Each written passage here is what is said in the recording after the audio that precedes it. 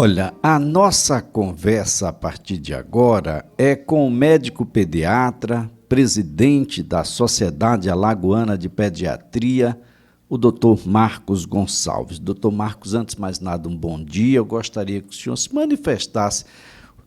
Como foi um pediatra, médico, presidente da Sociedade Alagoana de Pediatria, observar cenas que já foram bem próximas nossas aqui. Alagoas já foi campeão de mortalidade infantil por causas que são evitáveis e parece-me que, em regra, em tese, desnutrição, pelo menos pelas causas dessa desnutrição, são causas que são evitáveis. Doutor, um bom dia. Bom dia, Elias. É um prazer estar com vocês. Exatamente isso, né? Todas essas doenças que não existiam mais aqui, não existem mais hoje em dia da gente, estão voltando, né? A gente está vendo que a risco na volta do sarampo, parece que está vindo uma marcha da imunização. E a gente está vendo agora a desnutrição, que, como você falou, Alagoas era campeã de desnutrição no Brasil, né? Não existia, a gente está começando a ver agora os casos de desnutrição voltando.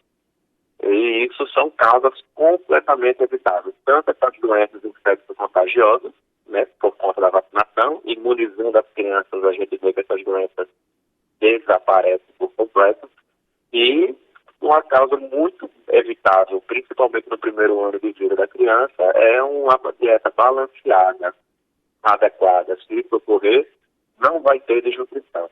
Então, a desnutrição está voltando aí por uma falha das políticas públicas que ocorreram nesses últimos anos aí, e a gente está vendo isso tudo voltando.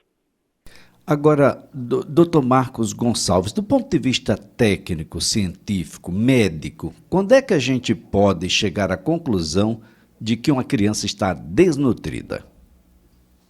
A gente faz, Elias, um acompanhamento da criança, né? Então, a gente vê, principalmente lá na terra dos Yanomami, o que é que está acontecendo? A gente vê que não tem unidade básica de saúde, então não há um acompanhamento adequado com o pediatra e até com o obstetra também, antes do nascimento da criança, quando está tendo a gestação ainda, esse acompanhamento do ganho de peso da mãe, o ganho de peso do bebê dentro do útero, e após o nascimento, a continuidade desse acompanhamento.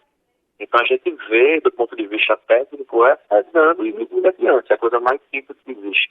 Não precisa de um exame laboratorial, não precisa de nada muito caro, nada disso. É uma coisa barata. Você pega uma fita médica, mede a criança, e tem uma balança que você vai pesar a criança. E a gente vai colocar isso num gráfico de crescimento.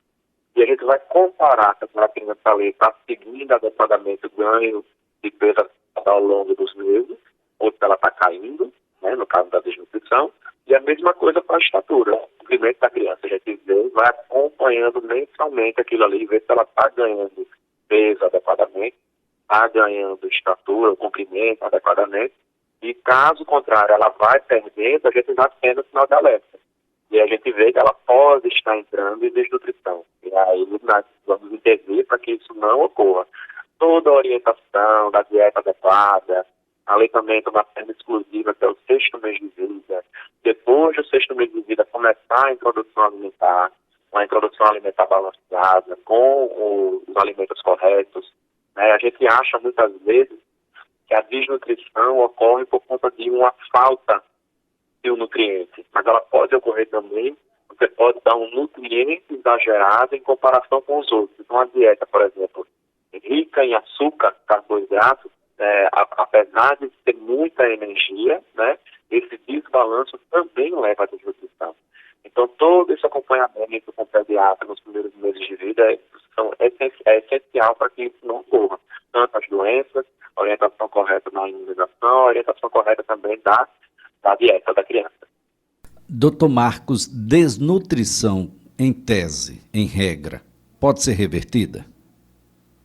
Pode, sim, a gente consegue reverter, né? Aí teria que dependendo do grau de desnutrição da criança, quando o grau é muito acentuado, a gente não pode, por exemplo, exagerar na introdução alimentar de volta. Então, está muito baixo o ganho calórico da criança, ela está muito desnutrida, a gente não pode entrar com muita caloria logo no início, a gente tem que entrar com calma, tem toda uma estratégia, um protocolo adequado para ser aplicado em cada caso.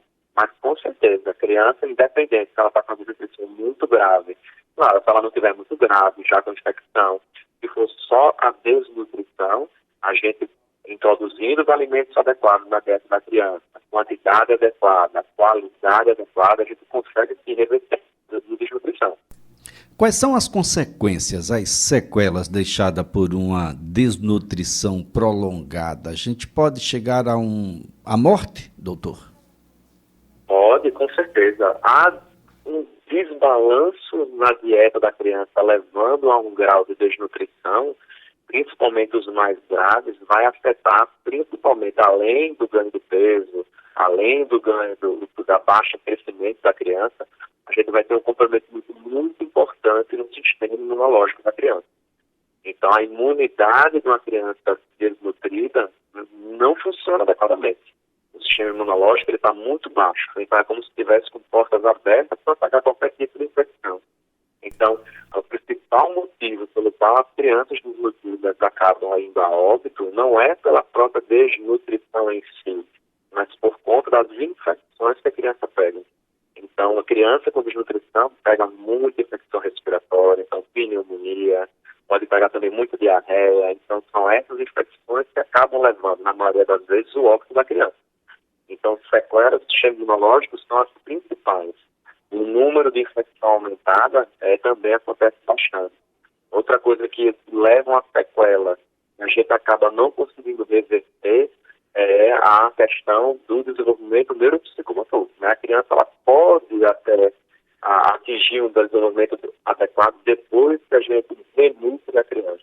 Mas, ela nunca vai chegar àquilo que ela seria se ela não tivesse tido a desnutrição. Então, a sequela é quase que irreversível. Então, infecções, sequelas neuropsicológicas, isso tudo pode levar também a coisas, uma sequela futura na vida da criança.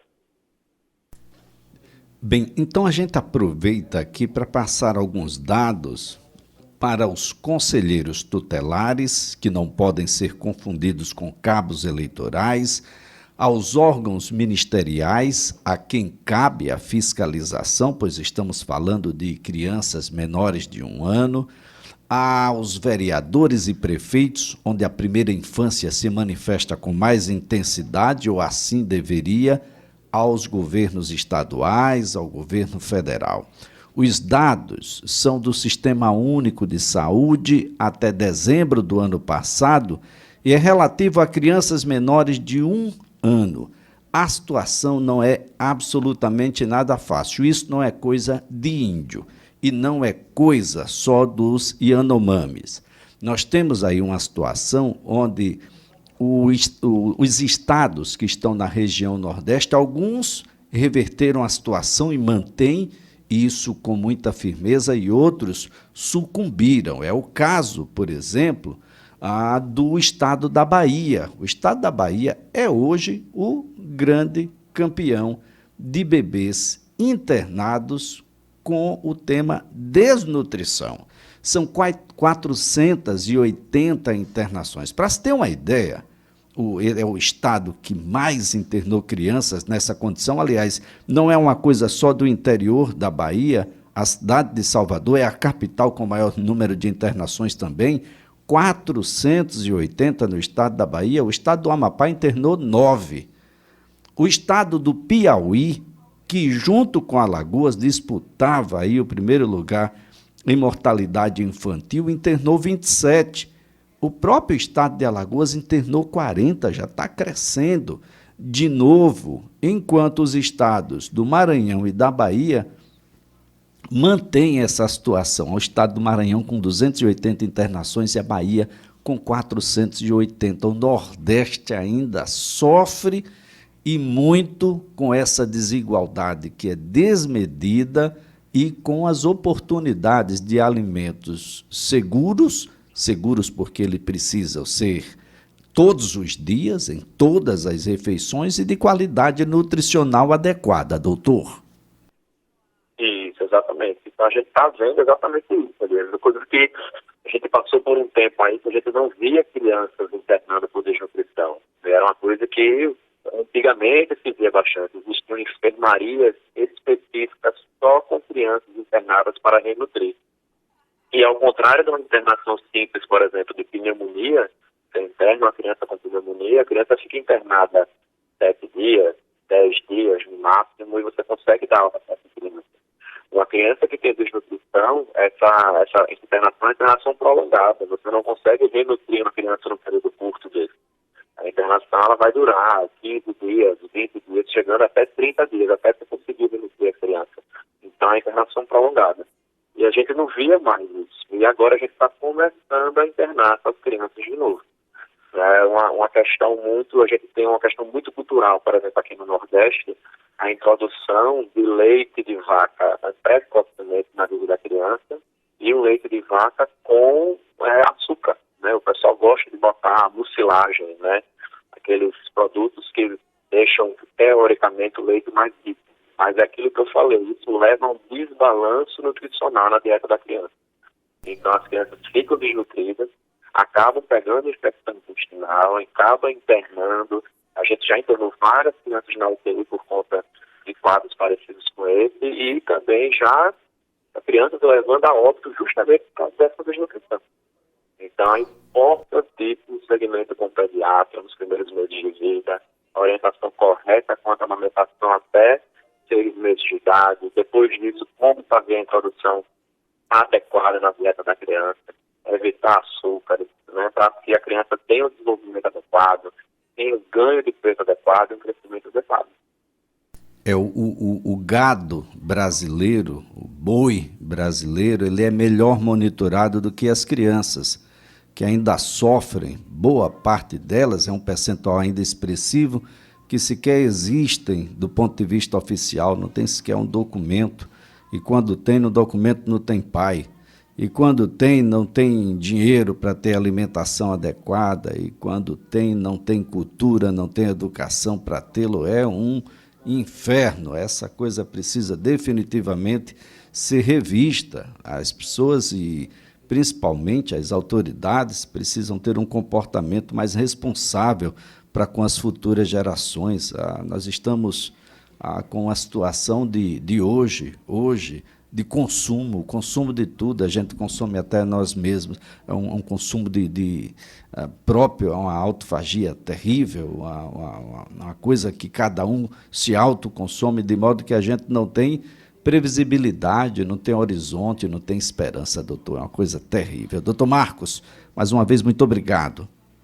Não, obrigado a você, Elias. E eu queria deixar aqui um recado para todas as autoridades que tiverem dúvidas ou que quiserem algum apoio. A Sociedade Alagoana de Pediatria está disponível para discutir e para orientar protocolos. Muito bem, muito obrigado, professor.